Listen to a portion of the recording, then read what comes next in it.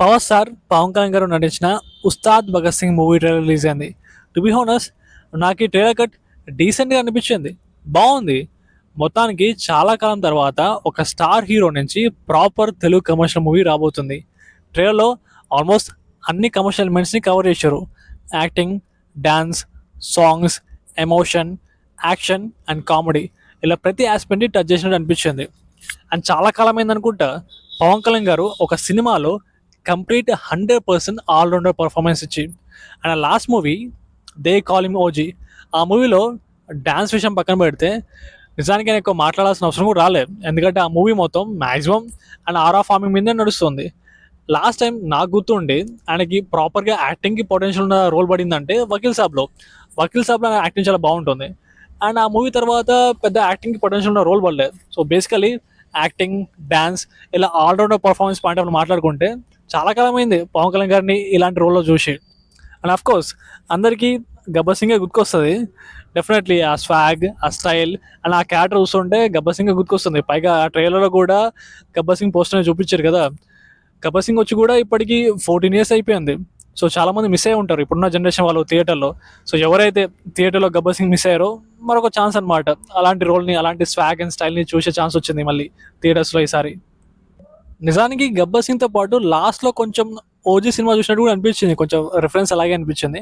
And of course మూవీలో వేరే cinema references కూడా ఉన్నాయి, like Stalin movie reference, Telugu భాషలో నాకు నచ్చింది ఒకే పదం. అలాగే జల్సా మూవీ రిఫరెన్స్ కూడా కనిపించింది. నాకు గుర్తుంది ఒకప్పుడు మన సినిమాలో వేరే సినిమాలో రిఫరెన్సెస్ ఉంటుండే.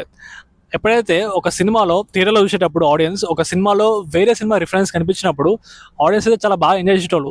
ఏమైందేమో ఈ మధ్యకాలంలో ఒక సినిమాలో వేరే మూవీ రిఫరెన్సెస్ అని చాలా తగ్గిపోయినాయి, సినిమాలు మొత్తం చేంజ్ అయిపోయినాయి కదా ఈ మధ్య. సో బాగా అనిపించింది అనమాట మొత్తానికి ఒక సినిమాలో ఇట్లా వేరే రిఫరెన్సెస్ కనిపించడం. ఇక ట్రైలర్లో నెగిటివ్స్ గురించి మాట్లాడితే అదంటూ ఈసారి బ్యాక్గ్రౌండ్ మ్యూజిక్ అంతగా క్లిక్ అవ్వలేదు. గబ్బర్ సింగ్ అంత పెద్ద హిట్ అవ్వడానికి one of the main reason background music చాలా బాగుంటుంది. బట్ ఈ ట్రైలర్లో అయితే బ్యాక్గ్రౌండ్ మ్యూజిక్ అంత క్లిక్ అవ్వలేదు, అదొక డ్రాబ్యాకే. అలాగే ప్రజెంటేషన్ చూస్తుంటే కొంచెం ఒక 10 years బ్యాక్ రావాల్సిన సినిమాలా అనిపించింది. Of course as a said commercial elements point ఆఫ్లో అన్ని బాగానే ఉన్నాయి, బట్ ఆ ప్రజెంటేషన్ కొంచెం అవుట్డేటెడ్లా అనిపించింది. అలాగే ఎగ్జైటింగ్ పాయింట్ లేకపోవడం, ఎక్స్ ఫ్యాక్టర్ లేకపోవడం, లైక్ ఒక క్యూరియాసిటీ మిస్ అవ్వడం, అది కొంచెం తగ్గిపోయింది అనమాట. మేబీ ట్రైలర్లో అసలు కంటెంట్ని రివీల్ చేయకపోవడం, మెయిన్ స్టోరీని రివీల్ చేయకపోవడం వల్ల ఆ ఫీల్ వచ్చినట్టుంది. అదంటే ట్రైలర్ మొత్తంలో ర్యాండమ్ హైలైట్స్ని, ర్యాండమ్ మూమెంట్స్ చూపించారు కానీ స్టోరీని రివీల్ చేయలేదు. రివీల్ చేస్తే బాగుండు అనిపించింది. అండ్ సోషల్ మీడియాలో కొంతమంది ఈ మూవీ కొంచెం రీమేక్ అంటుండే వాళ్ళు. రీమేక్ అయితే నాకు ఏమనిపించలే, చూస్తుంటే క్లియర్గా అవుట్ అండ్ అవుట్ మన తెలుగు కమర్షియల్ మూవీలానే ఉంది. నాకైతే ట్రైలర్లో ఒక డైలాగ్ అయితే చాలా బాగా నచ్చింది, భారతీయ మగాడు బొట్టు పెట్టుకుంటే ఎలా ఉందో చూస్తావా. ఈ డైలాగ్ నాకు క్లిక్ అయిందనమాట. ఐ మీన్ కొంచెం ఎక్కువ సీరియస్ అనిపించింది, ఎక్కువ ఇంపాక్ట్ఫుల్గా అనిపించింది. సో అసలు ఈ డైలాగ్ ఎందుకు చెప్పాల్సి వచ్చింది, ఏ సిచ్యువేషన్లో చెప్పారు, ఇదైతే నాకు ఇంట్రెస్టింగ్ అనిపించింది. ఒక్క పాయింట్ కోసమైనా సరే నాకు సినిమా చూడాలనిపించింది. యా, ఇది మినహాయిస్తే ఎంత ఎగ్జైటింగ్ అనిపించలే అనమాట.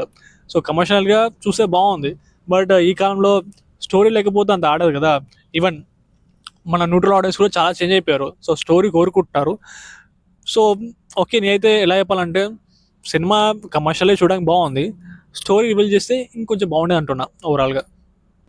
ఇక ఈ మూవీ ఎగ్జాక్ట్గా ధురంధర్ 2 వచ్చే టైంలోనే వస్తుంది, March 19th. చూడాలి మరి ధురంధర్కి ఏమాత్రం కాంపిటీషన్ ఇస్తుందో. Of course Dhurandhar 2 pan India movie, definitely out side non Telugu స్టేట్స్లో మ్యాక్సిమం ఆ సినిమానే చూస్తారు.